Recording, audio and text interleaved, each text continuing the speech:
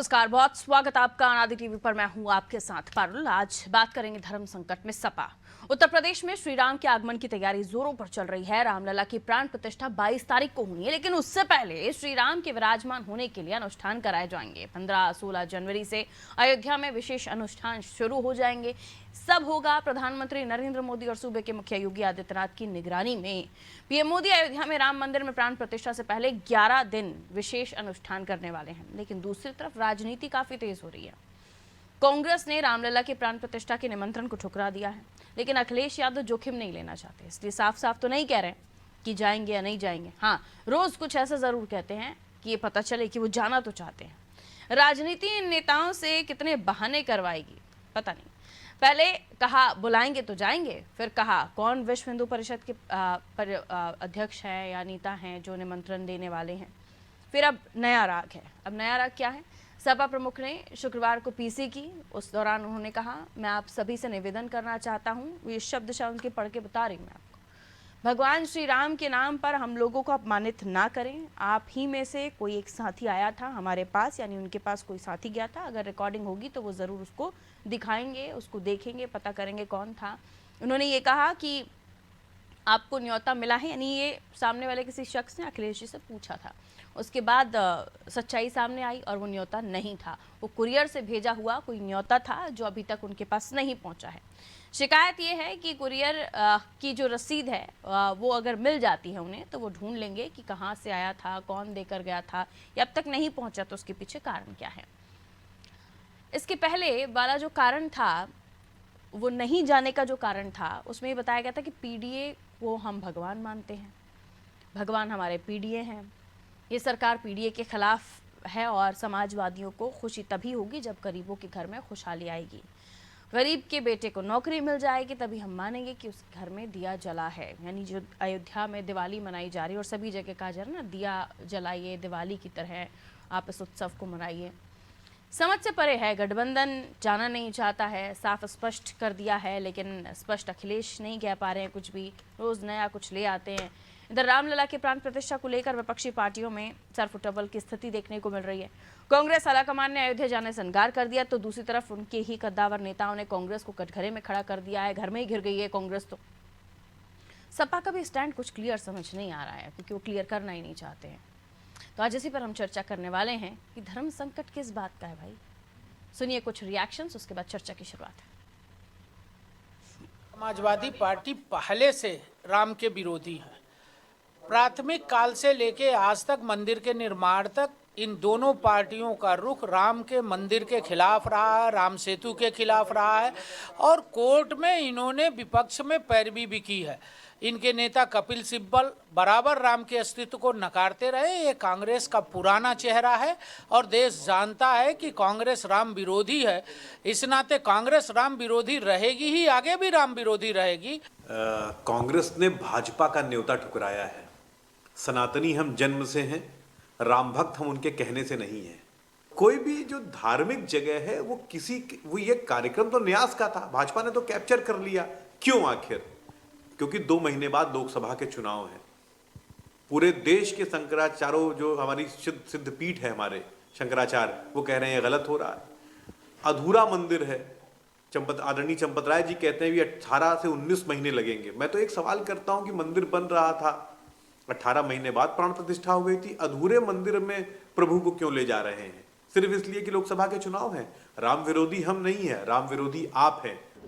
मैं पत्रकार साथियों से, क्योंकि लगातार हम लोग कई दिनों से हर दिन मिल रहे हैं, मैं पत्रकार साथियों के माध्यम से निवेदन करना चाहता हूं कि भगवान श्री राम के नाम पर हम लोगों को अपमानित न करें।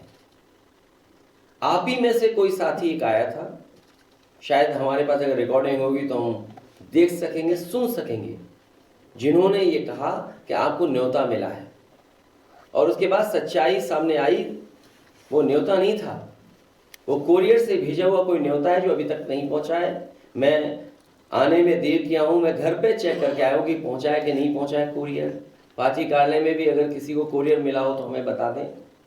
और कम से कम आप में से जो लोग उस दिन न्योते की बात कर रहे थे कि आपको न्योता दिया गया है, कोई देने आया है, मैं आप ही उस साथी से कहना चाहता हूं कि कम से कम उस कोरियर की रिसिप्ट हमें दिलवा दें। उस कोरियर की, जिस कोरियर चला है उसकी रिसिप्ट दे दोगे तो हमें आसानी होगी उस तक पहुंचने में और जानकारी हासिल करने में।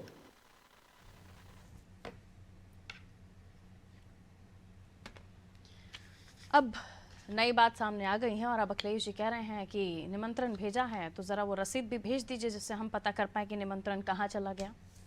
मिलियन मेहमानों से जो हमारे साथ चर्चा में जुड़ रहे हैं उन्हीं से आगे हम समझने की कोशिश करेंगे कि उनके पास भी अगर कोई रसीद हो तो थोड़ा दे दीजिए अखिलेश जी को, तो मिल जाएगा शायद। शान खान कांग्रेस से प्रवक्ता हमारे साथ जुड़े हुए हैं। शान खान जी, बहुत बहुत स्वागत आपका। देशबंधु दीक्षित भारतीय जनता पार्टी से हमारे साथ जुड़े हुए हैं, स्पोक पर्सन है आप देशबंधु जी, बहुत बहुत स्वागत आपका भी। मोहम्मद इखलाक सपा नेता हैं हमारे साथ जुड़े हुए हैं, इखलाक जी आपका भी स्वागत करती हूँ। सैयद रजा रिजवी जी वरिष्ठ पत्रकार हैं हमारे साथ जुड़े हुए हैं, रजा साहब आपका भी स्वागत। रजा साहब, आपके पास कोई पर्ची वर्ची हो, लिस्ट विस्ट या रिसिप्ट तो दे दीजिए अखिलेश जी को, सबसे मांग रहे हो।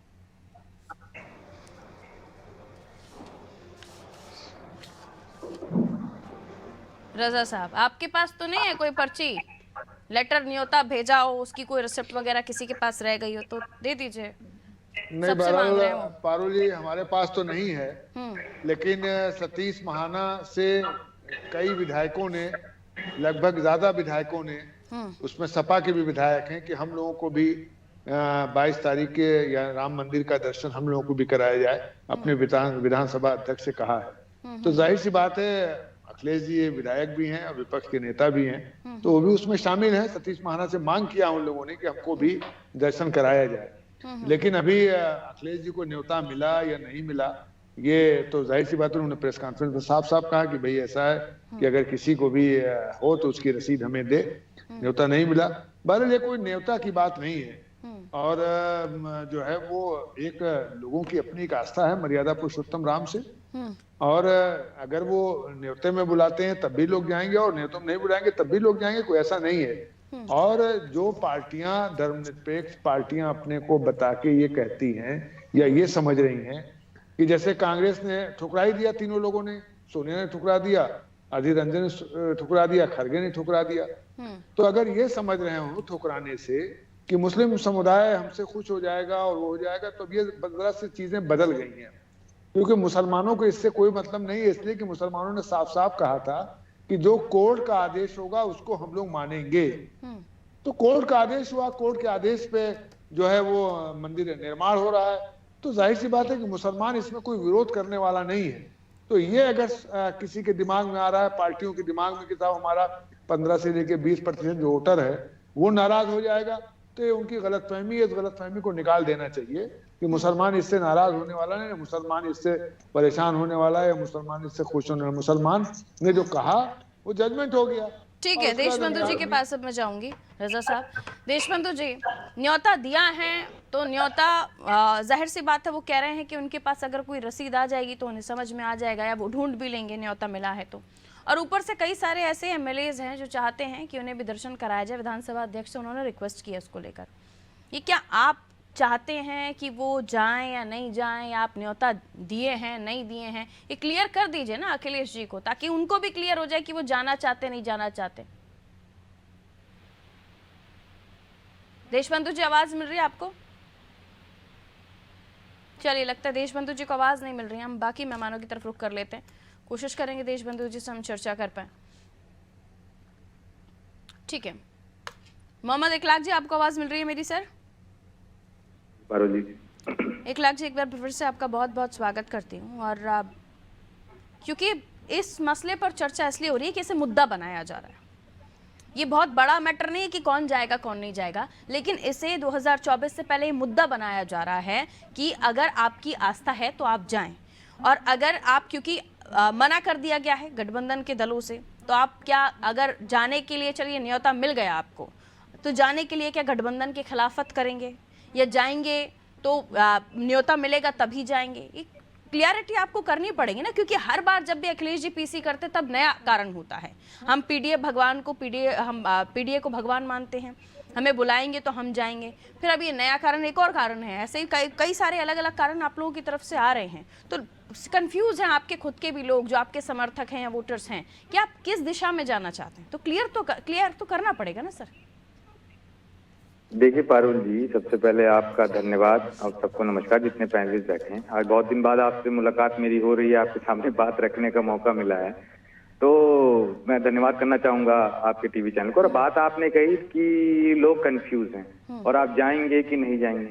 देखिए आदरणीय डिम्पल जी ने, जो हमारी सांसद है मैनपुरी से, उन्होंने बहुत पहले ही डिक्लेयर कर दिया, चीज को कह दिया है कि अगर बुलाएंगे तब भी जाएंगे और नहीं बुलाएंगे तब भी जाएंगे। और ये कोई एक तारीख नहीं है कि हम 22 तारीख को ही जाएंगे। हमारे दिल में भी आस्था है, हमारे दिल में भी सभी धर्मों के लिए आस्था है, क्योंकि ये समाजवादी है और समाजवादी में सभी वर्ग और सभी धर्म के लोग हैं। तो सभी जो लोग समाजवादी हैं, जो जाने का काम करेंगे वो बेशक जाएंगे। हम 22 को भी जाएंगे, हमें जब भी जाना होगा। ये आस्था का विषय है। हम इसको, धर्म को राजनीति में ना कभी समाजवादी पार्टी लेके आई है, ना कभी आने वाले टाइम में लेके आई। और जो लोग कहते हैं, लेकिन मैं चाहती हूँ कि अखिलेश जी का वर्जन पता चले कि वो जाना चाहते हैं, क्योंकि आज भी प्रेस कॉन्फ्रेंस में उन्होंने ये बात नहीं कही कि वो 22 को जा रहे हैं या नहीं जा रहे हैं। उन्होंने कहा कि वो रसीद दे दो हमें कि हम पता लगा सके कि हमको न्योता मिला या नहीं मिला। हमको तो एक कुरियर आया था, वो भी कहाँ है पता नहीं। तो ये क्लियर नहीं है।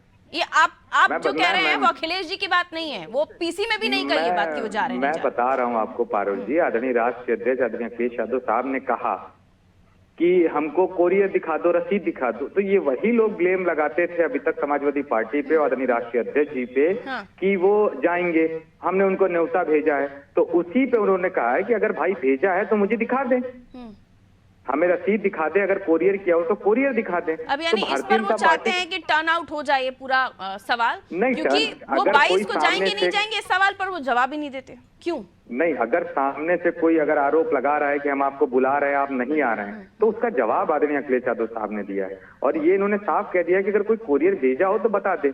आदरणीय शिवपाल सिंह यादव साहब ने भी कहा कि हम जाएंगे, आदरणीय डिम्पल यादव ने भी कहा कि हम जाएंगे, वो बुलाएं चाहे ना बुलाएं, हम 22 तारीख के बाद जाएंगे। बात हुई थी तब आप लोगों की तरफ से, विपक्षी दलों की तरफ से ये कहा गया कि ये बीजेपी आरएसएस का कार्यक्रम है, हम नहीं जाएंगे।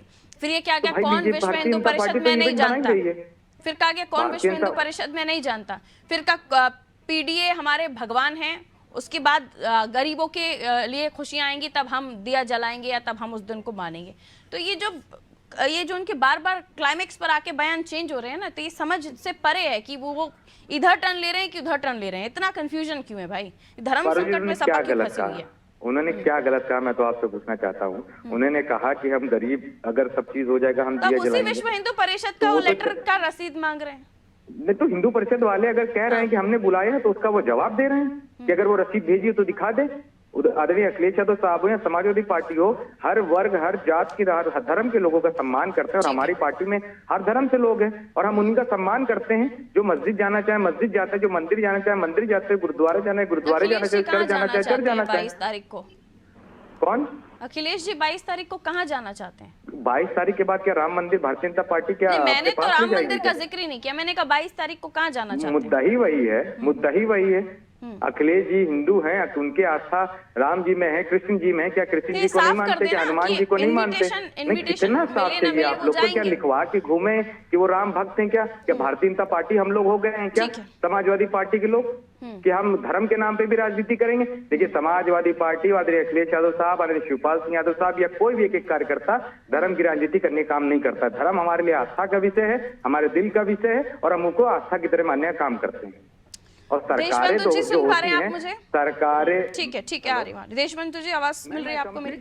हाँ, सरकारें जो होती हैं उनका काम मंदिर, ठीक है। अभी टाइम में आ रही हूँ, एक लाख जी आ रही, वापस आऊंगी। आपको आवाज मिल रही है देशबंधु जी?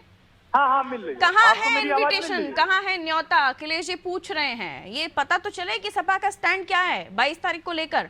आप लोग उनको इनविटेशन दे दीजिए हाथ में या तो फिर रसीद दिखा दीजिए, एक प्लेटफॉर्म पर बता दीजिए ना कि आपने लेटर भेजा भी है नहीं भेजा है। ये गोल गोल क्यों घुमा रहे हैं उनको? अनादि टीवी के सभी दर्शकों को नमस्कार और यहाँ बैठे देखिए, मैं बहुत ध्यान से सुन रहा था। आप ये जो समाजवादी के जो महोदय बोल रहे थे, तकनीकी पहले कोरियर की रसीद दिखा दीजिए। अरे मैं केवल एक चीज कहना चाहता हूँ, पर्दे के पीछे इनके एक बड़े नेता है स्वामी प्रसाद मौर्य। राम जी के बारे में ऐसी ऐसी घिनौनी टिप्पणी की, ऐसी ऐसी टिप्पणियां किया, क्या उनको एक बार ये समझा सके? ये सब आडंबर मत करिए। ये सपा का चाल चरित्र चेहरा 25 करोड़ के उत्तर प्रदेश के वासी जानते हैं। आपको रामलला के लिए इनविटेशन चाहिए? आप अपने पार्टी के, आपके ब्राह्मण नेता या रायबरेली के मनोज ब्राह्मण और पूरे समाजवादी पार्टी के अंदर ब्राह्मण के नेता ने कहा, तो उन्होंने श्रीमान अखिलेश यादव ने कहा मैंने समझा दिया, और समझाने के उसी समय वहां पे बयान चल रहा था और राम विरोधी टिप्पणियां चल रही थी। किस गलतफहमी में जाते हैं? तो आज तक आपने कभी भी, और श्रीमान अखिलेश यादव ने उसके खिलाफ राम मंदिर के नाम पे केवल राजनीति की और गंदी राजनीति की। आप अपने पार्टी के नेता को नहीं समझा पाते। जो भगवान राम का विरोध कर रहा है, जो उनका विरोध कर रहा है, मुकदमा लिखिए उस पे। आप क्यों राजनीति करने बैठ गए इस मुद्दे पे? अगर कोई अपमान कर रहा है, अरे मैं तो कह रहा हूँ अपमान कर रहा है, मुकदमा लिखिए। देश की राजनीति में तो ये मुद्दा बहुत पुराना है सर, ये नया क्यों? आप लोग मान क्यों नहीं लेते कि आप लोगों ने राम मंदिर को राजनीतिक मुद्दा तो बनाया था? किसने आप लोगों ने तो बनाया ही था इस मुद्दे को राजनीतिक मुद्दा, आपके मैनिफेस्टो में था देशबंधु जी, और आप इस मामले में बैकफुट पर रहे हैं। देखिए आप अखिलेश जी, इसको स्वीकार कीजिए बड़े दिल से कि अब राम मंदिर 80% हिंदुओं की आस्था का विषय था और भारतीय जनता पार्टी के मैनिफेस्टो में था। इस बात लेटर कहाँ है ये बता दीजिए देशबंधु जी, विश्व हिंदू परिषद से या ट्रस्ट से पूछिए कि वो लेटर कहाँ है। इनको निमंत्रण पत्र मिलेगा तो जाएंगे। श्रीमती सोनिया गांधी और खड़गे जी ने तो मना कर दिया। न्योता गया या नहीं गया ये साफ कर दीजिए। निमंत्रण पत्र नहीं चाहिए, हम आपकी इवेंट पे नहीं आएंगे। अगर दर्शन करने आएंगे तो ये कह रहे हैं ना अखिलेश जी, एक सेकंड वापस आइए, एक सेकंड देशबंधु जी रुक जाइए। देशबंधु जी एक सेकंड म्यूट कीजिए देशबंधु जी। अखिलेश जी, अरे तो गिरफ्तार ये 22 तारीख को मतलब नहीं जा रहे ना, गठबंधन की खिलाफत नहीं हो रही है, आप कांग्रेस के साथ ही स्टैंड ले रहे हैं कि आप भी नहीं जा रहे हैं 22 तारीख को। आपने कहा अभी आपके शब्द हैं कि इस इवेंट में नहीं जा रहे। इवेंट ही सही, ये कार्यक्रम इवेंट ही सही, 22 तारीख को नहीं जा रहे हैं ना। जब हमारा मन होगा हम जाएंगे। एक बात कीजिए ना सर, 2 मिनट पहले कुछ और बोलते हैं, 2 मिनट बाद कुछ और बोलते हैं, ऐसा नहीं, अच्छा नहीं लगता है। एक स्टैंड लेना जरूरी होगा सपा के लिए। 21-22 तारीख तक आते आते आप ये कहें कि हम आज जा रहे हैं, फिर कहें हम नहीं जा रहे हैं, हम इवेंट में नहीं जाएंगे, बीजेपी, ऐसे नहीं होता है सर। आपको क्लियरिटी रखनी पड़ेगी। शान खान, नहीं क्लियर करना पड़ेगा। आप यहाँ पर भी 2 बार ये बात बोल चुके हैं, मैं आपको रिकॉर्डिंग भी भेज सकती हूँ और दोबारा सुनवा भी सकती हूँ आपने क्या बोला। आप 2 बार ये बात स्वीकार कर चुके हैं कि हम 22 जनवरी को जाएं या नहीं जाएं। तो अभी आपने अभी कहा सर, मेरी मेमोरी बहुत अच्छी है और मैं सुनकर ही आपको उसी वक्त टोकी थी। मैंने आपको उसी वक्त सुनकर टोका था। शान खान, जो बोलते हैं उसको सोचकर बोला कीजिए कि आप बोल रहे हैं तो उस बात का मतलब निकलेगा। आपने कह दिया अभी कि इस इवेंट में आप नहीं जाएंगे, तो इस पर स्टैंड लीजिए अब, ठीक है। शान खान, आपकी पार्टी में पहले से ही कुछ लोग कह रहे हैं कि ये गलत है, कुछ लोग इसे दुर्भाग्यपूर्ण फैसला बता रहे हैं, आत्मघाती कदम बता रहे हैं। तो ये इस मामले में हालांकि आप लोगों की तरफ से ये साफ कर दिया गया है कि 22 तारीख को तो नहीं जा रहे हैं, लेकिन उस मामले में आप अपनी ही पार्टी से घिरते हुए नजर आ रहे हैं। प्रमोद कृष्णन जी से लेकर और भी कई नेता, चाहे हम गुजरात की बात करें, महाराष्ट्र की बात करें, कई ऐसे पॉलिटिशियंस हैं जो आपकी ही पार्टी के हैं और वो आप ही को आईना दिखा रहे हैं। अभी मध्य प्रदेश से लक्ष्मण सिंह, दिग्विजय सिंह साहब के भाई, उन्होंने भी आईना दिखा दिया। किस किस को आप ये समझाएंगे कि 22 तारीख को आप क्यों नहीं जा रहे? देखिए पारुल जी, सबसे बड़ा आईना तो देश के चारों शंकराचार्य ने दिखाया है और उन्होंने स्पष्ट रूप से ये कह दिया है कि ये जो कार्यक्रम हो रहा है वो शास्त्र विधि के खिलाफ है। मंदिर निर्माण पूरा होने के पहले केवल राजनीतिक लाभ के लिए, अपनी नाकामियों को छुपाने के लिए मोदी जी इसका राजनीतिकरण कर रहे हैं। ये मैं नहीं कह रहा हूं, ये अभी मुक्तेश्वर शंकराचार्य जी ने कहा था। अब दूसरी बात कि धार्मिक विधियों को करने का अधिकार धर्म गुरुओं को, शंकराचार्यों को होता है, ना कि किसी राजनेता को होता है। मोदी जी किस अधिकार से वहां पर जा रहे हैं? भारतीय जनता पार्टी ने राम मंदिर के निर्माण में कोई भूमिका नहीं अदा की। यह मंदिर न्यायालय के निर्देश से बन रहा है। भारतीय जनता पार्टी ने केवल मंदिर के नाम पे कमीशन खोरी और चंदा खोरी करने के अलावा कुछ नहीं किया। आप लोग की यही तो ठीक है, एक सेकंड, एक लेटर बीजेपी के कई सारे नेताओं ने ट्वीट किया है। तू मैं वाली बहस मत कीजिए, मेरे दर्शकों का समय खराब होता है, रुक जाइए। चंदा चोर कमीशन खोर, सुन लो पहले। एक सुनिए शान खान, जो 4 शंकराचार्य है ना, उनमें से 2 शंकराचार्य का लेटर सामने आ गया है। और एक सेकंड रुकिए देशबंधु जी, प्लीज रुक जाइए, रुकिए। जो 4 शंकराचार्यों की आप बात कर रहे हैं, उनमें से 2 शंकराचार्यों का लेटर आ गया है। ट्विटर पे वो बीजेपी के तमाम कार्यकर्ताओं ने पोस्ट किया है, जिसमें उन्होंने कहा कि ये भ्रामक जानकारियां फैलाई गई, उनका कोई विरोध नहीं है। ये लेटर मैं कहेंगे तो आपको भिजवा भी दूंगी, जिसमें से श्रृंगेरी शारदा पीठ और द्वारका शारदा पीठ के शंकराचार्य हैं। उन्होंने कहा ये भ्रामक जानकारी फैलाई गई है।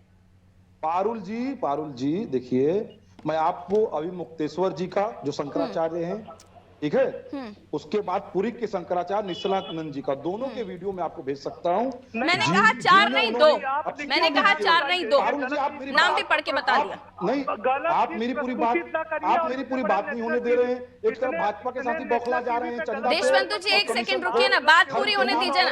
राजनीति करने वाले, घर चलाने वाले। देशबंधु जी 1 सेकंड रुक जाइए, मैं वापस आपके पास आऊंगी, आप ही के पास आऊंगी बयान लेने के लिए आपका। पालन कैसे करना है? आप लोग देशभक्त हो ही नहीं, आप लोग की तो यही बात है। चंदा चोर कमीशन खोर पार्टी के प्रवक्ता को पहले चुप करवाइए। देशबंधु जी तू मैमे वाली बहस क्यों कर रहे हैं? चंदा चोर कमीशन खोर पार्टी को पहले चुप करवाइए, फिर मैं बोलता हूँ। जो जैसा होता है, जाती रही भावना जैसी चंदा चोर कमीशन खोर पहले चुप हो जाए, इसके बाद में बोलूं। चंदा कौन चोर कौन है? और मंदिर के फिर अभी वही बात आएगी कि डोनेट फॉर कांग्रेस और निकलते हैं 300 करोड़ रुपए, तो वो चंदा वंदा वाली तो बात ही मत कीजिए। वापस आइए, मैं रजा साहब के पास जा रही हूँ, रुक जाइए 1 सेकंड, म्यूट कीजिए देशबंधु जी को, तू मैमे वाली डिबेट नहीं चाहिए। देशबंधु जी को म्यूट कीजिए। देशबंधु जी मैं रिटर्न आऊंगी आपके पास, तब बोलिएगा प्लीज। आप जी मैं बोलूं या नहीं बोलूं? कहिए शान खान। देखिए, मंदिर का जो कार्यक्रम हो रहा है वो शास्त्र विधि के खिलाफ है, ये शंकराचार्य ने स्पष्ट कर दिया है। और वो जो 2 शंकराचार्य कह रहे हैं भ्रामक जानकारी फैलाई जा रही है, वो कौन है? सुन तो लीजिए पारुल जी, वो कौन है? नहीं वो कौन है फिर? आप सबको पूरा बोलने दे रहे हैं, मुझे नहीं बोलने दे रहे हैं। मैं ये बात मैं कर चुकी हूँ पहले भी, आप रिपीट बात कर रहे हैं, आप रिपीट कर रहे हैं इस बात को, इसलिए पूछ रही हूँ मैं, वो कौन है फिर? पूरी हो जाने दीजिए ना आप, मेरी बात पूरी हो जाने 2 का विरोध है, 4 का नहीं, सही जानकारी दीजिए। अरे मैं शंकराचार्य कह रहा हूँ ना, अभी शंकराचार्य जी की बात कर रही हूँ। हाँ तो मैं कर रहा हूँ ना, ये जो कार्यक्रम है वो हिंदू शास्त्रों की विधियों के खिलाफ हो रहा है। ये मैं नहीं, ये शंकराचार्य कह रहे हैं। उन्होंने कहा है कि इस कार्यक्रम का उपयोग राजनीतिक लाभ के लिए किया जा रहा है, क्योंकि कोई महंगाई पे प्रश्न ना करे, कोई बेरोजगारी पे प्रश्न ना करे। जो आपकी पार्टी में कह रहे हैं आत्मघाती कदम है, उनके लिए क्या जवाब है आपके पास? सुन तो लीजिए। ठीक है, ये सुन लिया, 3 दिन से यही बात सुन रही हूँ, जितने भी कांग्रेस के प्रवक्ता बैठ रहे हैं ये बता रहे हैं, लेकिन ये नहीं बता रहे कि आत्मघाती कदम जो कांग्रेस के प्रवक्ता आप लोगों को बता रहे हैं, कांग्रेस पार्टी में बता रहे हैं, उस पर जवाब क्यों नहीं है आपकी पार्टी के पास? अरे शंकराचार्य के बात पे क्यों नहीं उत्तर देते आप लोग? आत्मघाती कदम प्रमोद कृष्णन कह रहे हैं, उसके बारे में बात क्यों नहीं करते आप? उसके बारे में जवाब नहीं होता आपके पास, दीजिए ना जवाब। मैं तो पूछ रही हूँ, मैं तो रोज पूछती हूँ। आप धर्म के ठेकेदार बनेंगी या शंकराचार्य धर्म गुरु हैं? अब भाजपा की वकील बन के भगवान राम से बड़ा कोई है आपके लिए? आपके लिए भगवान राम से बड़ा कोई है? आत्मघाती कदम प्रमोद कृष्णन कह रहे हैं, जवाब है आपके पास? नहीं है ना? एंकर से ऐसी बात मत कीजिए कि भाजपा का प्रवक्ता बन के बैठी, अच्छा नहीं है ये बात। आप शंकराचार्य पहले शान खान तमीज सीख कर आइए, बात करने की तमीज सीखिए, तमीज सीखिए। भारतीय जनता पार्टी के दलाली आउट कीजिए इन्हें, आउट कीजिए। मैनर्स नहीं है ना बात करने का आपको, तो अधिकार भी नहीं है हमारे साथ डिबेट में बैठने का। बात करना, ये दलाली जैसे शब्दों का उपयोग आप टीवी चैनल में बैठकर कर रहे हैं, शर्म आनी चाहिए आपको। What the language you are using, किस तरह की भाषा का उपयोग कर रहे हैं, वो भी एक महिला एंकर के साथ, एक महिला एंकर के साथ। शर्म आनी चाहिए, शर्म आनी चाहिए। आउट कीजिए, शान खान के साथ बात नहीं करूंगी मैं, एग्जिट कीजिए उनको। अब ये बौखलाहट यहां तक पहुंच गई है रजा साहब कि बदतमीजी पर उतर आए हैं, बदतमीजी गंदगी पर उतर आए हैं, गंदगी पर उतर आए हैं। अब ये स्थिति हो गई, इतनी बौखलाहट है। रजा साहब का ऑडियो दीजिए। शान खान के साथ नहीं बात करूंगी मैं, उनको हटा दीजिए प्लीज, हटाइए। ये दलाली जैसे शब्दों का उपयोग करना, धर्म के ठेकेदार हैं, किस तरह की भाषा पर उतर आई है कांग्रेस? इतनी बौखलाहट सर, वो क्यों नहीं जवाब दे पा रहे कि उनके नेता जब उनको बता रहे हैं कि आप गलत कर रहे हैं, तो उसके लिए क्यों नहीं है जवाब इनके पास? इनका शब्द चंदा चोर और कमीशन चोर खोर ये भी मुझे बहुत अच्छा नहीं लग रहा था। आप आंकड़े के साथ आइए, बात कहिए, अगर कोई आदमी गलत है तो उसको बताइए गलत है, साफ कहिए कमीशन खोर और जो है वो चंदा चोर, ये अच्छा नहीं है। ये बहुत जो डिबेट पे हमारे लोग प्रवक्ता लोग आते हैं, इनको बहुत ये लगता है बस वो पत्रकार को कहना शुरू कर देते हैं। आप ना धरना करें, ना आप प्रदर्शन करें, ना कांग्रेस आम जनता के लिए कोई काम करे कि साहब किसी चीज का दाम बढ़ रहा है तो इसका विरोध करें। उनको एक आसान चीज मिल जाता है कि साहब एंकर को कह दीजिए, आप बस एंकर को कह दीजिए। अरे एंकर तो आपको सम्मान से बैठा रहा है, आप सम्मान से बात कीजिए। जो जिस फैक्ट पर जो है बुलाया गया है डिबेट, आप इधर उधर बहकते हैं, ये अच्छा नहीं है। और ऐसे लोगों पर इंगित कीजिए और ऐसे लोगों को चिन्हित करके मत बुलाइए जो आपकी डिबेट को खराब करते हैं। डिबेट, क्योंकि आपका जो अनादि टीवी है बहुत ही सार्वभौमिक, चलिए बाकी और मेहमानों बहुत की अच्छी तरफ आना डिबेट पड़ेगा कराता है। क्योंकि थोड़ा सा समय कम है। मैं बाकी मेहमानों की तरफ जा रही हूँ। जी देशबंधु जी कहना चाहता हूँ, कहिए। इस प्रकार के कुत्सित मानसिकता वाले व्यक्ति को आप कृपया न बुलाएं। अनादि टीवी एक प्रसिद्ध है और आप एक बहन जैसी हैं, प्रबुद्ध महिला पत्रकार है और मैंने पत्रकारिता में काश ये देखा है कांग्रेसी भी आपने समझ बहुत पाते। मेहनत की है, लेकिन इस टाइप के असामाजिक तत्वों को जो कथित रूप से प्रवक्ता बन के कोशिश, और ये अधिकृत नहीं है, और कृपया अनादि टीवी के वरिष्ठ पदाधिकारियों से कहें कि वो जब सूची बनाए और प्रवक्ता को लाए तो बता दें। कई लोग खाली जुगाड़ से और आते हैं और ऐसी इखलाक जी, एक मानसिकता का टिप्पणी आपने शब्दों का आपकी- जो प्रयोग किया उसकी ठीक मैं निंदा भर्त्सना करता हूँ। और आपको ठीक है, बता इखलाक दूं, जी, ऐसे क्या लोगों कहेंगे को आप? भविष्य में सहयोगी आप किसी दल है भी चैनल आपका। पर अवसर न दें।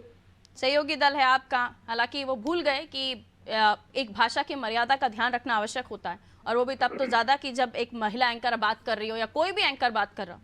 लेकिन एक टेलीविजन स्क्रीन पर जब आप अपनी पार्टी को रिप्रेजेंट कर रहे होते हैं तो एटलीस्ट थोड़ी सी मर्यादा तो बनती है सर।